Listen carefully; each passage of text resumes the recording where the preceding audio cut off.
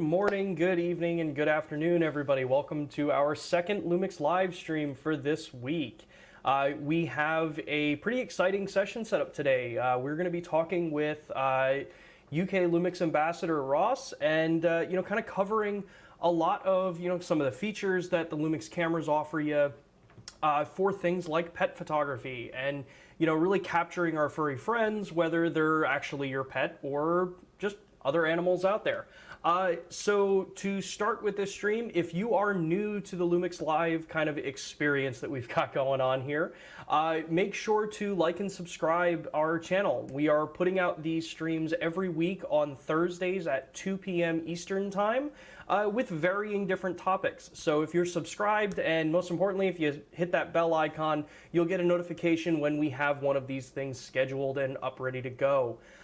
Also, make sure that you're subscribing to the email address or the email list. It is a LUMIX specific email that will let you know about events going on locally. It'll let you know about these streams as well. So make sure you're hitting on all of those different areas. If you have questions for myself or Ross during this stream, you can drop them in the chat either below or to the side of the screen, depending on what platform you're using. And make sure to tag at LUMIX Cameras. You'll get a little pre-fill in there for LUMIX Camera. This way, when I see it on my end here, I will be able to ask that question and bring it up. And our team that is in the chat monitoring the questions will also be able to answer them for you. Now, as a precursor for this session, I want to let you know that these sessions do not include product announcements or launches of that kind of nature. So if you have questions about that, know that we don't have any answers on this particular type of stream for that. But that's why you want to get subscribed and why you want to get onto the email lists for whatever region you're in. So with that, let us bring in Ross. Hey Ross, how are you? I'm good, Sean. How are you, mate? I'm doing great. So, so you're located in the UK, right? I'm located in Wales in the UK, but I'm not from the UK, as some people may have guessed. I'm from New Zealand, so yeah, it's a bit of a long walk each morning, but it's not too bad. That's great. So for those that are new to the stream or are not based regionally around you, could you give everyone a little bit of a background as to who you are and maybe how you got into photography and videography? Okay, so yeah, gosh, I got into photography when I was at school. I was absolutely fascinated with that chemical process, when we had that stuff called film and we can do digital negative stuff. I was absolutely obsessed with how print came onto paper. And so I sort of got into photography a reverse way round, if you like. And then I got into taking images and I did art at school. And then I got my first job for AJ Hackett Bungee, photographing bungee jumpers. And then evolved my own, which was great, 300 bungee jumps a day. It was amazing. In Queenstown, awesome. New Zealand. Yeah, it was amazing. And yeah, one of my highlights was jumping out of a helicopter with a bungee cord attached. So, testing a bungee, but just part of a day's work. Hey man, someone's got to test it, right? Exactly. But then I started a photography and production company in New Zealand, and then I came over to the UK and continued there, more photography based, and then obviously technology changed, and then I met you guys about 6 years ago as well. And that was a huge eye-opener for me as well. Nice. Because, yeah, it was a nice, I would call it an organic progression, because I took some of your kit back to New Zealand when I was on holiday. I took my old kit as well. And I never touched my old kit, and I just used LUMIX kit the whole time. And that's no word of a lie.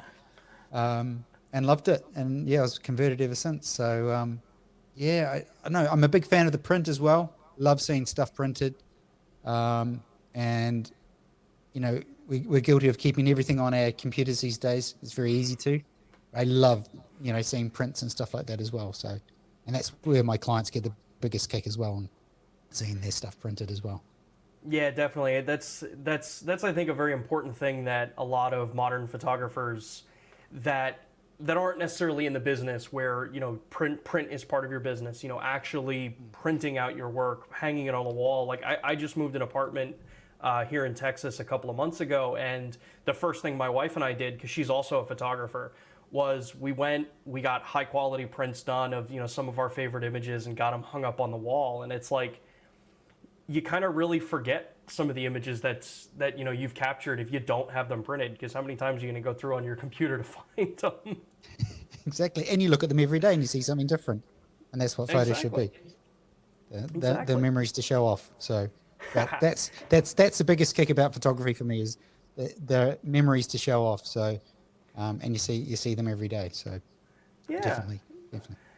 Yeah. So for the main topic for today's session, you know, obviously we've you know, kind of already told everybody, you know, that we're going to be talking a lot about, you know, pet photography and that style and you know, that kind of topic. I know that with the GH5, I know you've done a lot of stuff with us specifically around the GH5 and some of the technologies that the camera offers you for, you know, making photographs actually a lot easier by utilizing that video technology.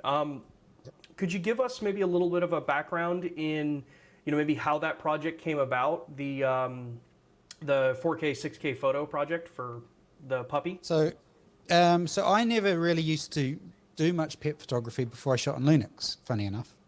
And then I was doing a job, and the job, I'll just bring the image up now, is of Ebony. And this is Ebony. She's a 12-week-old chocolate Labrador who is very excited.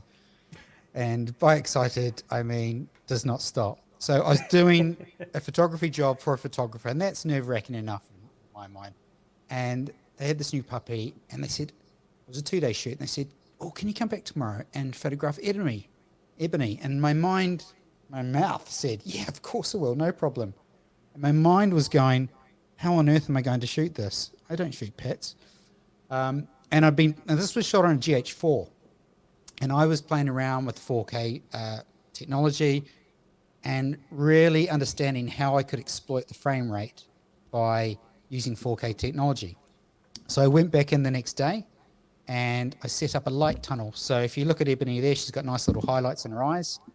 In front of her, there's 2 LEDs, and behind her on light stand, there's 2 LEDs. And then basically I got the owner to release Ebony, run out a shot, and I'd have a treat above the camera, and she would run straight towards me. Took about 3 shots to do. In 15 minutes, the shoot was done. Nice.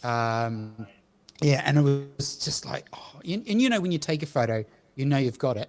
It's the same mentality when you're using 4K or 6K photo. You think like a photographer, but you're just exploiting that high frame rate. So I was really, really pleased with this. And I've even retouched her collar out of it as well, which was great, because this only produced an 8 megapixel file, which people think that's not too big. But I've printed it to 30 inches, and it's gorgeous, absolutely gorgeous. Yeah. So I looked at this, and I was really pleased with it. And I thought, do you know what? I'm going to enter this in the national awards. So in the UK is the Master Photographers Association awards, and I entered it in that. It didn't say how I'd shot it at all. And on the night, it won UK Pet Photographer of the Year. And to me, that was a really defining moment, because then the industry had accepted that technology, because I did take a bit of flack. People going, oh, it's cheating and stuff like that. From other stuff I was doing, and I was going, it's different ways of shooting. So that's the sort of way I sort of shot it, and the way I sort of approach things like that. But for people who haven't heard about 4K or 6K photography, I'll break it down for you. So this is what it is. You've got your 4K photos, and on the GH5 you can shoot 60 frames per second as well. And you can also shoot in 6K on the GH5. But most cameras now, Sean, I think in the LUMIX range, you can shoot at least 4K, can't you? Yeah. So basically, all of the current cameras are 4K capable, whether that's 4K 24 or 30p. So basically, the simplest way I explain it is we've got HD TVs, or if you've got a 4K TV, but if you've got a HD TV, imagine the resolution 4 times as good as that. And then you can pull the frame in camera and you after filming it. So you've got a memory of the film, and then you can pull a still from the film as well, as long as you think like a photographer. Yeah. Because if you think like a videographer and try and do this, your images are going to be blurred. So yeah, so that was really cool how that sort of worked out. Really pleased with that, and that led to Panasonic contacting me and said, "Could you please shoot the same sort of image for a GH5 campaign?" Of course, my reaction is yes. Then it dawned on me I've got to find a 12-week-old black chocolate lab somewhere that needs to be shot for Panasonic very, very quickly. But Hugo, who this puppy is, this was shot in my studio, was literally about 2 miles down the road. So it's just, things just fall into place, don't they?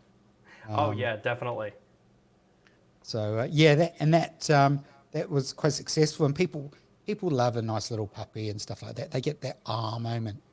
The secret to it, and I'll tell you the secret I do when I'm doing this, I always pre-focus, because to try and focus on a black dog coming out of a darkened area and to get that full benefit of the whole frame rate's 30 or 60 frames a second, if you pre-focus, you're going to nail it every time. And that's what I do when I'm shooting this sort of scenario. But it works, and you can use it on all different types of animals, including children. I use it on mine quite a lot. Water fights and stuff like that are great. So you can have lots and lots of fun. Yeah.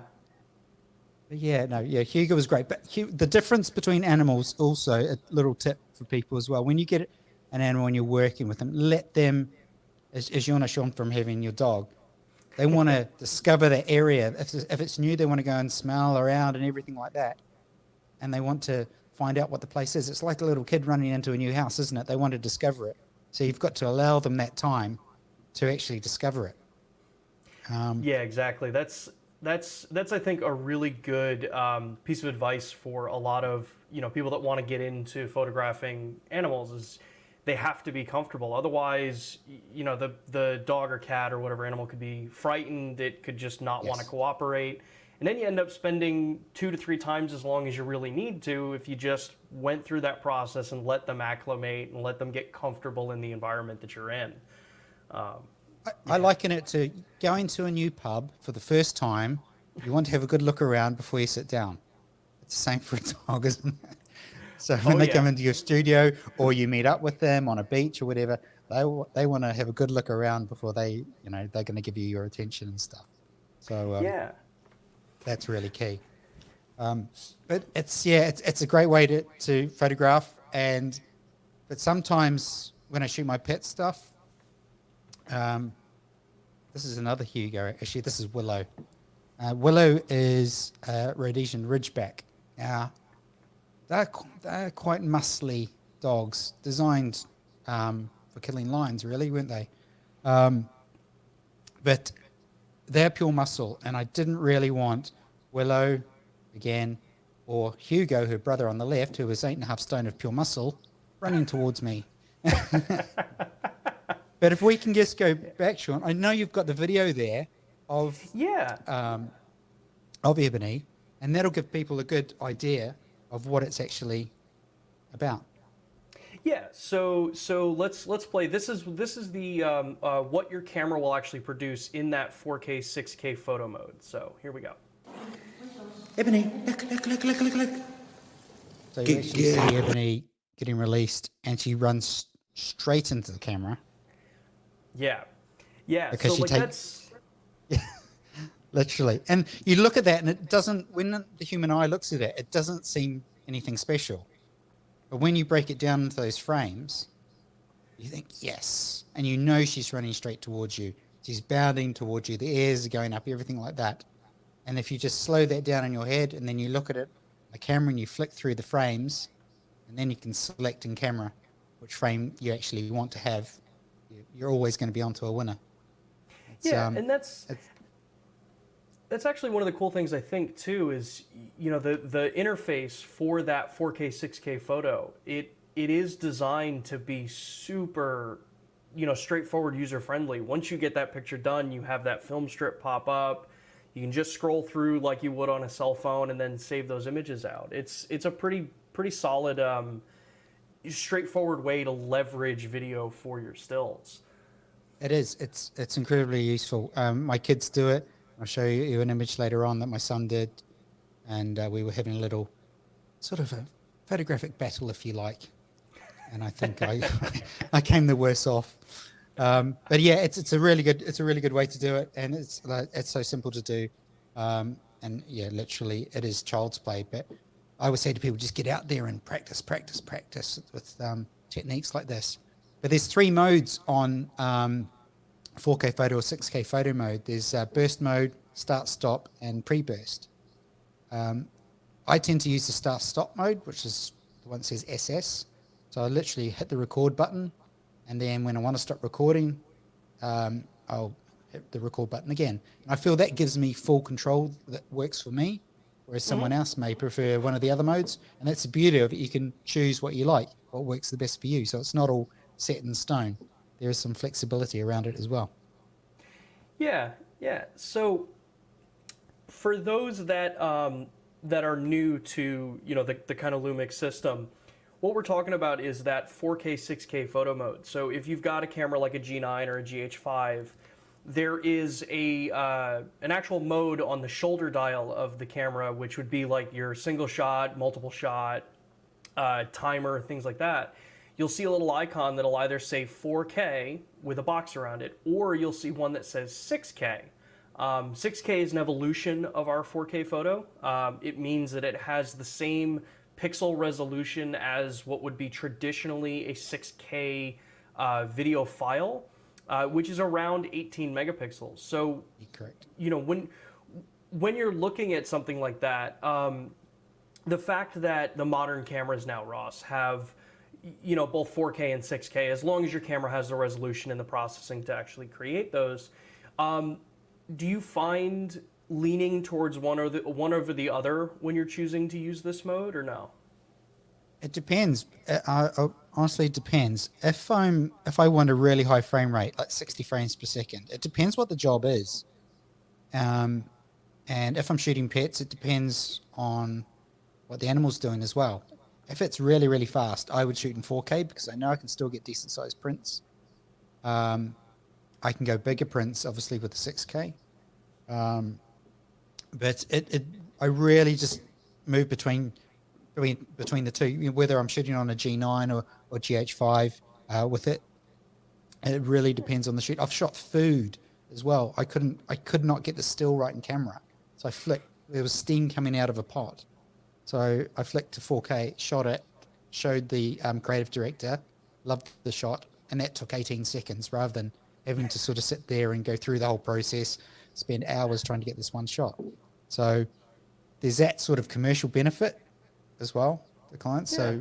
So the luxury is you've got that flexibility. You can choose between the two, and every job or every sort of situation changes. If you want a really fast, shutter speed and get those 60 frames per second, great.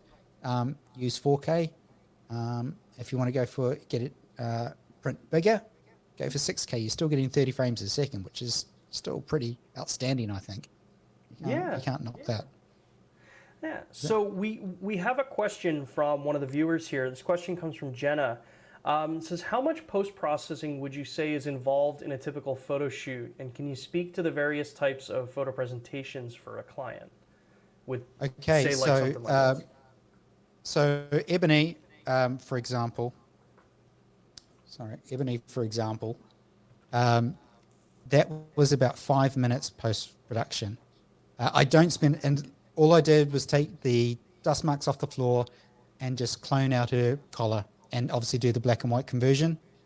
And that was it. I don't spend a lot of time post-production. With 4K, again, it's because you're importing a JPEG as well. You're not having to do much work on it. if you get everything right in camera, and if you're using things like constant preview that's on, so you actually see what you're shooting before it actually is taken, that helps as well. But all my processing is done in Lightroom and Photoshop, and I just keep it simple that way, and that works for me. Cool. I use a lot of Adobe stuff, but yeah, more based on, I'm just looking at pictures now, just thinking dust spots and cloning and things like that. I won't spend hours. I'd rather take photos and be in front of a computer, if I'm honest. Yeah, that's I think a nice benefit of, you know, using your camera and the technology that your camera offers you to really speed up that process. I mean, I'm kind of the same way. If I'm going out and I'm photographing, and I by no means do, you know, professional work anymore, but like, I don't want to spend hours on end, you know, jumping in and, you know, tweaking the color this way or tweaking the color that way. Yes, I'll shoot raw if I'm shooting, you know, for photos that way, and I'll do a little bit of color correcting, but having that 6K photo mode and at least on the cameras that I'm using, really does make it so much easier. You know, if the dog's playing around or the kids are playing and you just want to grab something quick and you don't want to spend crazy amounts of time with it, just shoot in those modes. They're JPEGs, they transfer right over to your phone or something, and it's super straightforward and easy. And some people worry, well, you know, JPEG, you know, can sort of deteriorate. Well, you can export it from Lightroom as a TIFF if you want to preserve that. That's one thing, isn't it? But I don't find that necessary, because the JPEG files are so good from it as well. I've never really had to do that. And then, well, the way I used to present to clients would be they would come in the studio and they would view the images on a big screen. Now they sit in their home and we do a Zoom call and they view their images. So it's a completely different beast just like now. This. Yeah, pretty much. So yeah, things change. We adapt. Yeah, definitely. So can you touch a little bit on what you mentioned before about the so shooting with 4K, 6K photo as a photographer versus a videographer? I know there's probably a few people out there that may not understand what that kind of means if you're not versed in either. Okay, so when you're thinking of as a photographer, normally when you're doing portraits and things like that, you want to freeze that image. You don't want to have motion blur or anything going through it. So you're going to shoot in a studio environment, maybe 1/25th of a second, maybe outside you'll be a bit higher. But if you're a videographer, you're going to be shooting about 1/50th or 1/60th of a second. And what that means, you get this beautiful fluid flow. So you're filming, your video looks amazing. But then if you pulled those images individually, there would be blur or movement in it. And I had a conversation with a wedding photographer and explained this to him a few years ago. I explained about 4K and 6K photography, and he said, brilliant, I'm going to go out, I'm going to photo books to all my clients after the weddings. And I basically said, you can't, because all your photos will be blurry because you're shooting at 1/50th of a second, and if a bride's moving, you're not going to have her pin sharp. You know, if you want to have a very creative wedding book, then possibly, but but otherwise, yeah, that's the difference, where a videographer has this beautiful fluid film, and then a stills photographer is trying to get everything pin sharp when you're doing portraiture or pet photography as well. So that's the key difference. I think that makes sense. Yeah, and that's exactly what that 4K, 6K photo mode were designed for. I mean, they were taking that knowledge and that technology that we had developed in the video side, because Panasonic as a company has been incredibly well known in the video side for decades, and adapting it. So when you're in those 4K or 6K photo modes, you know, you have that full control of shutter speed and aperture and ISO that you do have in video, but at least what I recommend to people when they're getting into this, or, you know, I'm teaching a course at a local dealer or something like that, it's, don't think of it as video. Yes, you're getting a video file out of it, but treat it the same exact way you're going to treat a stills picture. So whatever your exposure values are, and the only caveat being that you can't use strobes with it, because it's Yeah. a rolling video, so you'll get bans. Yeah, absolutely. And you think like a photographer, and you're exploiting that high frame rate. With Ebony, they were um, this was just shot with LEDs, 4 LEDs, so hence there's no banding there. Um, so that worked really well, and I've used that technique several times. So just LEDs at 45 degrees, so you've got this little light pull, and it tends to work really well. Um, and you can use it on people as well, and if you're doing commercial work and dropping things into glasses and stuff like that. Um, so, but the beauty also is that you can be shooting in say 4K or 6K 1 minute, then you can just switch your dial and you're straight into stills mode. So, and then obviously when you're shooting with dual cards, you can save all your 4K footage to one card, and then you can just save your stills to the other card. So you can sort of separate them, and uh, I find that a really good workflow to have, because then I know that card is 4K or 6K images, and the other card is raw images or stills. So that for me is quite good workflow. So on how I work. Cool. So we have another question here from Jenna as well. Says, what was the most challenging pet photo shoot that you've done? There's two, and I've got both of them here actually. So great question. um, I'll bring this one up first. So you should be seeing a horse running along a beach. This was shot for the GH5 campaign. Now, this was on a December morning.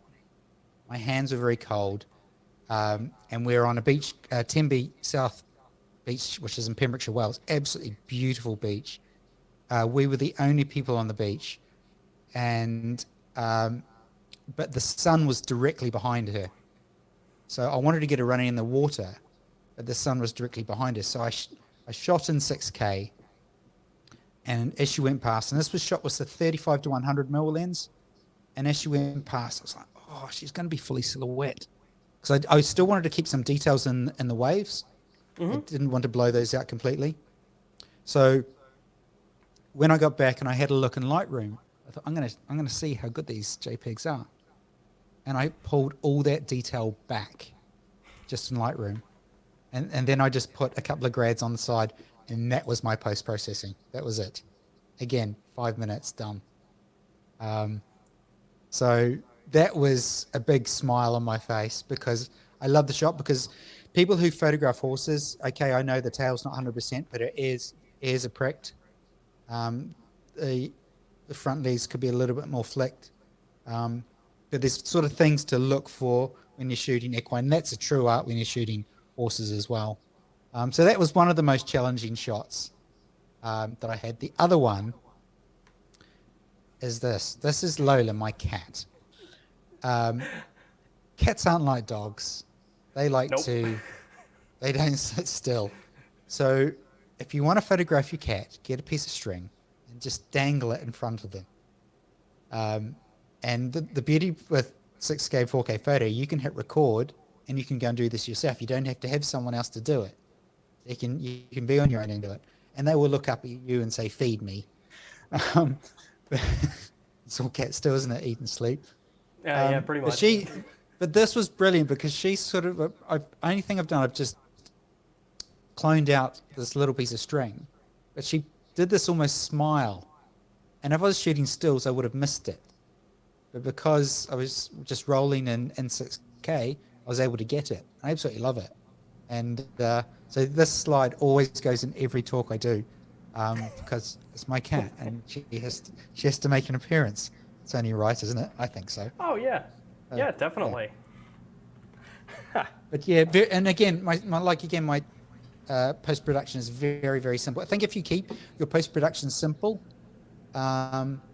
it'll show through in your imagery in a strong way, because you can really overcook your imagery in post-production. So if you can sort of back off a little bit, I think that's a benefit. And then you got time for coffee and having fun and stuff. and taking more photos. Definitely. Yeah. So for situations, there's going to be, I think, some photographers out there that may look at it and say, well, yeah, the 4K 6K photo is a cool mode. It's a cool option to be shooting, for this because it does make it a lot easier. But uh, what about for like strobe photography and just standard photography? I know we were mentioning it before about as a photographer from portraiture, strobes are a big part of freezing motion and really stopping that motion. What kind of advice would you give for photographers looking at wanting to just get into pet photography and not necessarily into 4K 6K photo? If you want to get into pet photography, sort of speak to the owner and get to understand the animal you're going to photograph, because you've got to be really sympathetic. You've got to ask questions.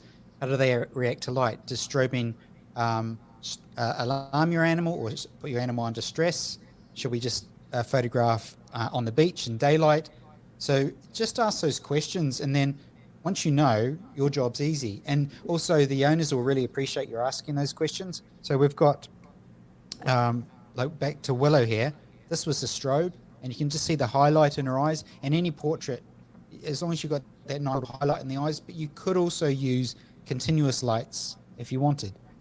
The downside of continuous lights is they have to be much closer, which depending on the animal. And these are big dogs. You don't really want to be putting big sort of lights about a meter away from them on light stands, especially when he's quite big, an 8.5 stone. But then this is Blossom. She was. These are both 6K photos, but you could achieve the same result in stills because she's not moving. Simple as that. But she was very sort of shaky head, tongue out all the time. So I thought, right, I'm going to pop that in, and that worked really well. And I also find if you get down really low, you'll notice all my pet shots. I'm either on floor level or head level with them. Try not to shoot above them, because you want them looking straight at you, and you don't really want to have their heads up. You want to have their heads looking straight at you, so they look quite dominant and strong, and that's what their owners would like to see, that they've got amazing pets and they look nice and strong and fluffy and amazing, and that's what the owners want to see from you. So yeah, go out and get your friends' pets and go out and practice with them. That's one of the best ways to sort of approach it. Say to your friends, yeah, can I go and photograph your dog? Yes. Then try photographing a cat, and you'll know what I mean about cats having their own minds. But dogs compared to cats are easy. Then you can go into sort of all types of animals. Like I said, children, my own. But even wildlife, it's amazing for wildlife, 6K photo. I think, Sean, you've got a clip of New Zealand bellbirds when I was out in New Zealand. Yes, we do. Yeah, we do. So let's play that real quick. Yeah. And I want you to see, when you watch it, if you can actually spot the images. Ebony. Because they are very, very fast. Yeah.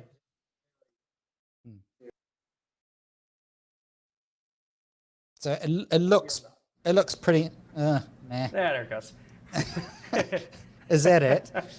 It doesn't look that impressive to the eye, but in that sequence, this is what you see. So this is at my parents' home in Akaroa, near Christchurch, and this is a native bird to New Zealand bellbird. And I don't photograph wildlife, but I thought this is too good an opportunity. If you just see to the right, there's a little glass bowl. My dad would put sugar water in there, so it would attract all these bellbirds and tuis and stuff, and amazing native birds. So I just put it up there. I pre-focused because I didn't know what their flight path is going to be. It's impossible. And I just hit record on start-stop mode, just popped inside and just watched for a minute, came back at stop, and then reviewed the footage. And so that was just through that one flight. And so this is where my son and I got into a bit of photographic battle as well, because Morgan. So this was shot. This was shot 3 years ago now, on GH5. So he was fifth. Time does fly, literally. Nicely done. um, so he had seen what I was doing, and because the grandparents, they get a bit sort of restless after a while. So he basically said to me, "Oh, can I just borrow your camera for a bit, Dad?" "Yeah, of course you can." So he disappeared out the other side of the garden, and he came back about 20 minutes later. He said, "I think I've beaten you." I went, "What do you mean?" He said, "Look what I've done. This is what he did." So this is just and I just went, "Oh, it's just so unfair." But he had got his younger sister to retouch his image because he had put bread on the table, and to get the spin, there was another sparrow and some bread. But what I love is the foresight. He had actually understood the technology, and he'd gone out there and just used it, and he's got an amazing image. And that's not cropped at all or anything. It's perfectly centered.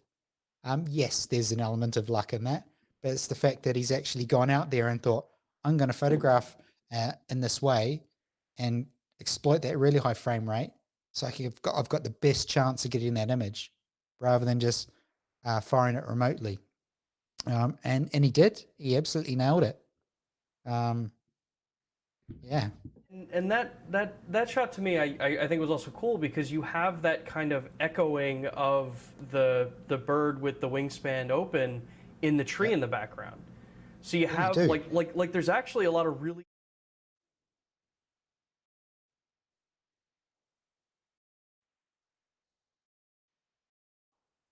Yeah.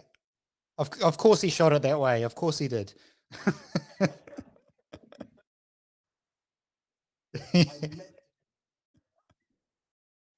Yes. No. So I was quite proud of him when he came out with that, and I made me even prouder that his sister had retouched it for him. But it was brilliant, and it's the thing. It was with kids when they spend so much time looking at phones and things like that. When they can get out and use technology a little bit different and create something and use their imagination differently, I think it's really, really powerful. So I think, yeah, encourage your kids to get out there and have a go. Chuck some water if it's a hot day. That's another great one to do is water fights, because you just capture that water. If you're wondering on the shutter speeds that I use for like the 4K stuff, Ebony running towards me, that was 1250. It was 1250th of a second, and I think the ISO was 400. yeah. So yeah. So but yeah, I find that's my sweet spot. Again, someone else will find a different sweet spot. If we all go out and shoot the same thing, we'll all shoot it differently, and we'll all treat it differently. We'll compose it differently, because we all think differently, but we'll still be using the same technology, and that's the beauty of photography as well. So I love that part of it. that was actually one of the points that came up on yesterday's stream too, about how you can have 700 people all tell them all to photograph a tree, and you're going to get 700 different images from different perspectives, different everything is different about it.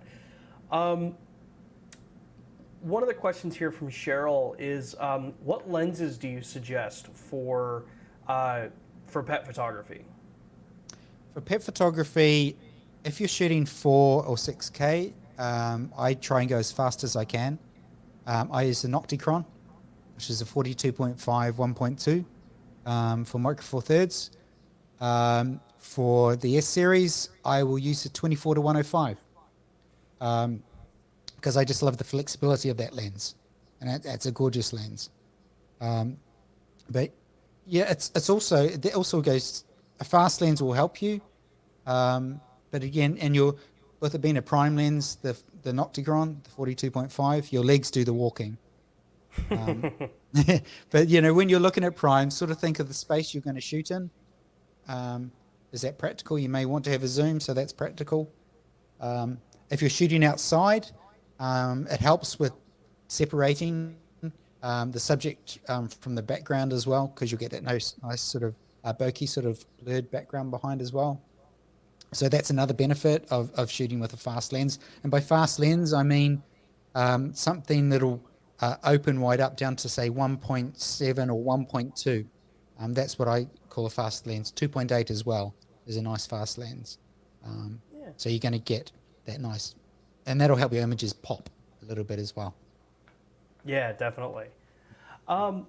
Circling back a little bit, we have another question from Jenna here. Are there preferred flash settings for when you're using a flash for pet photography? No, there's not. Because I like I said, I always ask what they do when the dogs come in to the studio. Obviously, they're not at the moment, but when they come into the studio and they're walking around, I will actually be popping off just the test of my strobes, just so the dog gets used to it, or the pet will get used to it. Because if they jump straight away, then you maybe have to look at just using a modeling light. Or even if you've got LEDs, you can use that as well. So I normally shoot about 1/25th of a second when I'm shooting traditional stills with strobes. That's good enough. And normally ISO about 200. The power will vary by your space and how close you have it to your subject. So I tend to have, I've got it like a 5-foot octabox, which gives beautiful light. I've also got just a 70 deep octa, which gives us really, really nice fall off. So there's no sort of rules that you should have to use a specific type of octabox. You could use a beauty dish. Depends if you want a harsher light, a softer light, and what sort of style you want to look. So yeah, I will light in the studio. I will have a key light on one side, and then I'll have a kicker, which is something 45 degrees behind on the other side. So I'll get that nice rim light, which is what you saw with Blossom. So you can see she's got a key light coming in here, and there's a kicker light on the sort of left-hand side of her. So you can have two lights, or you could use a reflector, and you can even make your own reflectors as well if you want to get creative. Bit of tinfoil and cardboard. It's amazing the amount of light that bounces back in. Oh yeah. Yeah. Or with Blossom in that case, we could have almost put a black flag in to sort of chuck a bit more contrast on her. So yeah, it's how you work. But I tend to imagine my light position is always 45 degrees from the subject. So if you're looking at someone straight on, imagine a light 45 degrees, almost a pole coming out of their cheek, and that light's going to be 45 degrees to them. And you can sort of move it up, down, or around that sort of zone, and you'll find that sweet spot. But use members of your family, use your friends' pets to get used to it, and just practice. That's how we all learn. I'm still learning. I always pick up new techniques here and there. Never say no to learning. That's what I say. Yeah. So we have a question from, I'm not going to try to pronounce the name because I really don't want to mispronounce names. It says, question for Ross.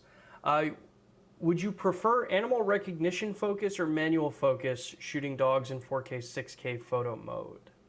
Okay. Well, because dogs have got eyes straight on the front of their face, it's the same as a human, and that's what it'll pick up. So we get the square box. So the beauty of it, if you want to just be safe, I tend to shoot, obviously I switch it on, animal recognition. But the thing I look for in my photos is pin sharp eyes. So I would just flick it on, and it works really, really well. But even with an animal that's got eyes at the front of its head, and like a horse hasn't, they're on the side. So then that's when animal recognition would be brilliant. Whereas with a dog, the eyes are in front, so you could just have animal recognition off if you just want to use it as if you were taking a portrait of your friend or something like that. It'll work in the same principle. Yeah, that's some good advice. Now, for those that have cameras that have the animal detection capabilities, it's found under the face and eye detection. So you'll see an up arrow press that lets you enable or disable animal detection. And for a vast majority of animals, you'll get a good solid box around the animal. And I've actually found that, like you were mentioning, I found that anytime I'm photographing my dog, it does prioritize the eyes and the face, as long as it's recognizable. If I'm doing a kind of off angle and only one eye's there, it may not go right to the eye, which in cases like that, I'll either just throw it in one area or, flip it into manual focus and use that peaking for it. And it seems to do a pretty good job across the board for it. But it does, and you're right there. Actually, that's another thing I do. I do switch between facial recognition and the single focus mode, and I do jump between those. And in fact, the horse one on the beach, that was single point, but it was continuous focus. So I was just tracking on that one. So it really depends what you're using and the lighting conditions that you're using as well. But yeah, the horse was single point, and I just had my thumb on the back as we're tracking. And I also, the other thing I also do, I back button focus. So the button on, which is the focus ring, the AF on the back of your camera, I will use that to focus, and that's just a bit quicker. A colleague of mine, Ian Cook, who's a sports photographer, got me into that, and I've just stayed with it. So I'll focus with this, shoot with that, focus, bang. So there's no delay, or it's just, I think it's more in my head than anything, but it's just the way I tend to find works best for me. So I can constantly focus, bang. yeah, and that's I think that kind of point for a lot of this. There's a lot of similarities in photographing pets and animals to normal portrait photography. Yes. Light falls the same way, whether it's on an animal, whether it's on a human being, whether it's on a still life. Light falls the same way. Practicing and being able to study where that light falls, if you're using still life and you're using, say, strobes or constant lights like we have to use for this stuff, practice really does make perfect. I think the comment you made about, if you have friends that have pets, photograph them first. Just do it for fun. Everybody loves pictures of their animals. Who's really gonna, kind of tell you, no, don't photograph my animal? And if you've got a beach, or if you've got woods or something near there, go to those places. Nice big long sort of tracks in the woods. And if you can get the family or the dog sitting there, get the family one first, and then try and get the dog to stay so everyone sort of moves away. Then you can get a really nice portrait of the dog. If you can put treats down or something. Some dogs are amazing and they'll just stay there, and some dogs will just take off. But that's all part of it. But yeah, find some amazing spots, and I think you'll be surprised, and I think a lot of people will be surprised what's on their own doorstep. But one of the first things I do when I arrive at a location, I look at my feet, and I look at my feet because I want to see what the sun's doing. If I've got harsh shadows, if I've got soft light, and people think, well, why don't you just look at a tree? Because if you look at your feet, that's what's going to be around the subject as well. So that's what I tend to do when I arrive at a location as well. So I know exactly what that light's doing. Nice. Yeah, that's actually a really good point that I never would have thought of before, is that, light does change depending on where it is and where you're going to photograph. Always trying to, from metering back, going back to shooting film, metering, you'd always meter either at the subject that you're photographing or, using reflective. And it just hit me now to actually think about that. So see, I learned something new too. Maybe it's a Kiwi thing. but yeah, like different light in different parts of the world, the light's different. It's warmer, cooler, all those sorts of things. So you could, if you're in, okay, extreme here, if you're in Sweden and you're in a forest there, it's going to look different to the forest in the UK, um, because the warmth of the light and the color temperature of the light as well, and of the surroundings around it. So, but that again is the exciting bit about photography. It makes you think and it makes you understand.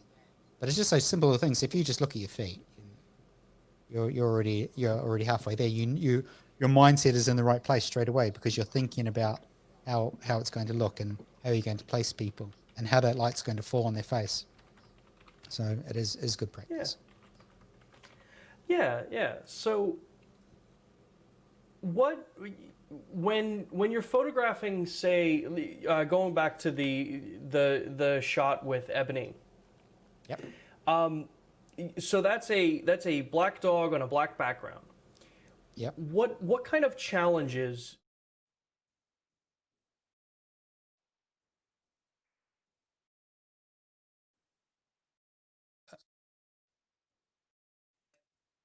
Well, first obstacle I run into, I said yes, and before I'd even figured out how to shoot it. And but the thing you want here, if you can look at the image and you see her eyes are pin sharp, her nose is sharp, and then her ears just start to fall off, and their hind legs have fallen off. Editing wise wasn't a problem because the quality of the JPEG was amazing. And I'll post the original on my Facebook page, so you can see the white color which I took off. But editing wise, I make my own presets. I already had a black and white preset ready, so I just used that, and then I just tweaked the exposure a little bit, and then exported that, and I retouched the dust spots on the floor and her collar out, and that was it. So if you look at her ears as well, you'll see little highlights, which shows the lights, which are on the light stands at 45 degrees either side of her behind, are just giving her that bit of separation. But I knew if I had shot that without pre-focusing, and it would be very hard to do because it's a black dog coming out of a black sort of background into a brightly lit area. And I would have missed those first frames. Any camera in the world would have. So it's just, and it just makes your job easier if you sort of think about how you want to shoot it and you use focus peaking. I'll tell you what, that was a revelation for me, focus peaking, when I first used it. So focus peaking, if you don't know, is basically an area will be in focus and it will be highlighted by a color, and that color is showing what's in focus. So it's so simple, and I like things that make my job easy, and that is one of them. So then the last step you want to do, you want to tease, and you have to do a couple of trial runs, but you want to get ideally to have a puppy running towards you, which Ebony did, but then Hugo didn't. He kept going to the side of the camera and then would come around the back.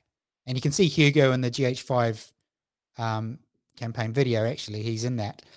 And you actually see the print, the size of the print that comes off, which was, I think it's 48 inches or something like that. But yeah, she ran straight towards me, straight into the camera, and then just ate the treat out of my hand, whereas Hugo just did laps and laps around me. But yeah, that's the good thing about photographing animals. They have their personalities, and that makes it challenging for you as well.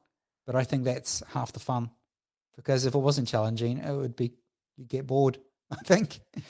And if you're challenged, then you get creative as well, and then you sort of come up with ideas like this. So, and a lot of people, when I speak about this still and tell people about it, and I've been shooting this style for 5 or 6 years now, you see the light bulbs go on in the room, and they just go, oh, so I can use it for wildlife, for pets, for children, for airplanes, for everything, street photography even. Yes, you can use it for anything. So it's a very, very powerful tool. Yeah, no, that's, I think that's kind of the cool thing too, is that, experiences in this are applicable to pretty much any style of photography.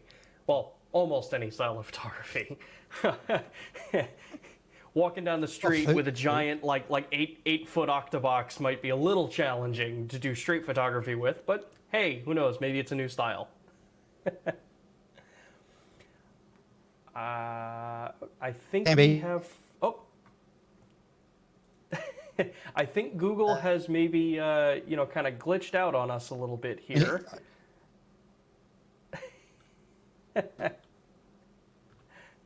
So we're gonna jump over here real quick. And so the Google stream looks like it's actually kind of clipped out a bit here.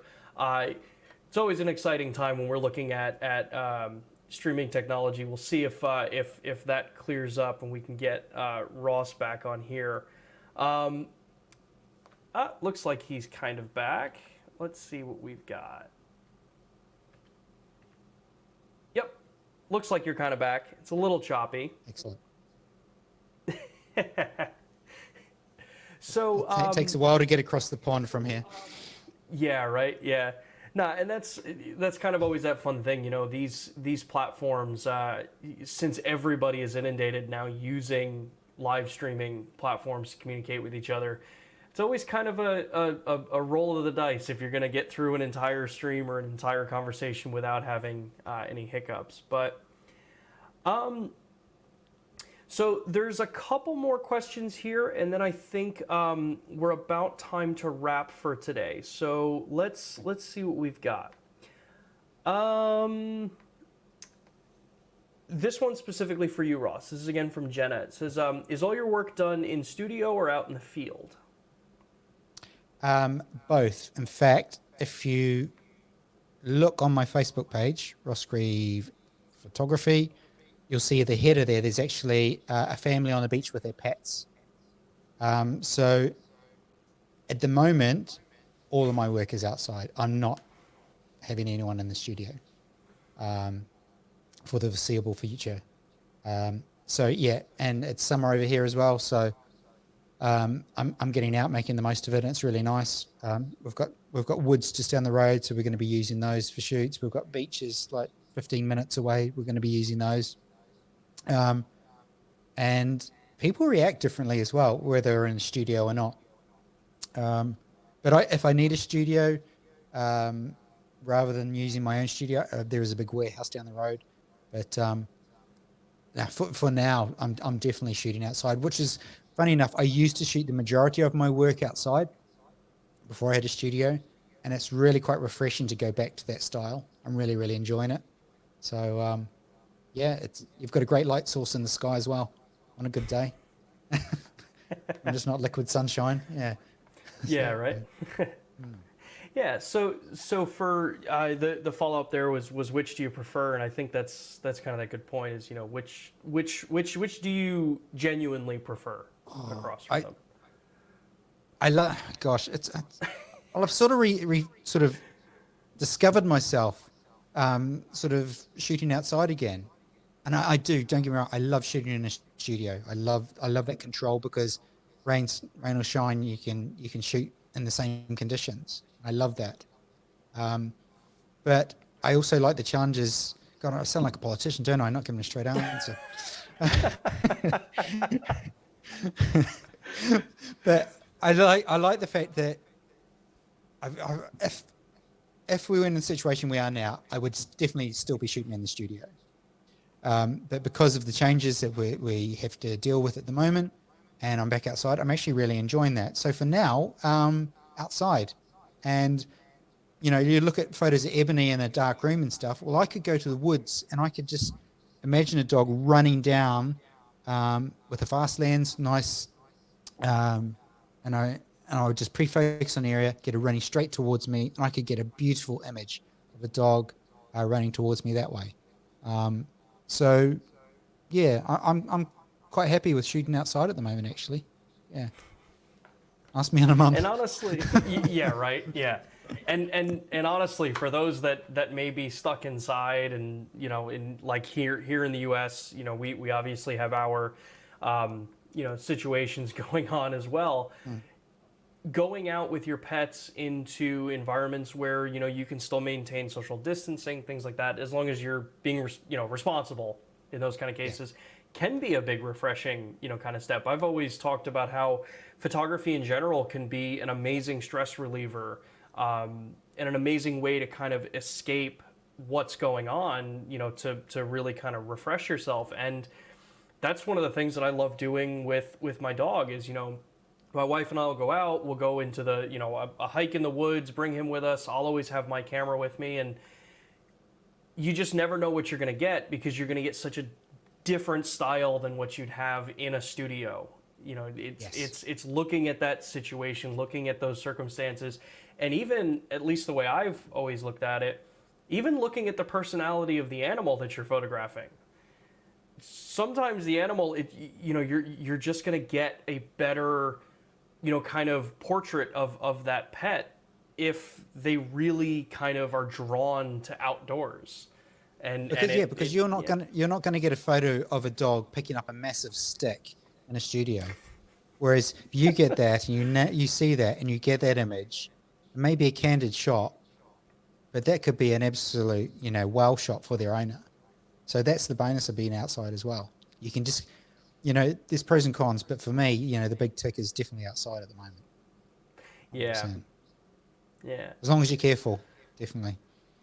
Yeah, definitely careful.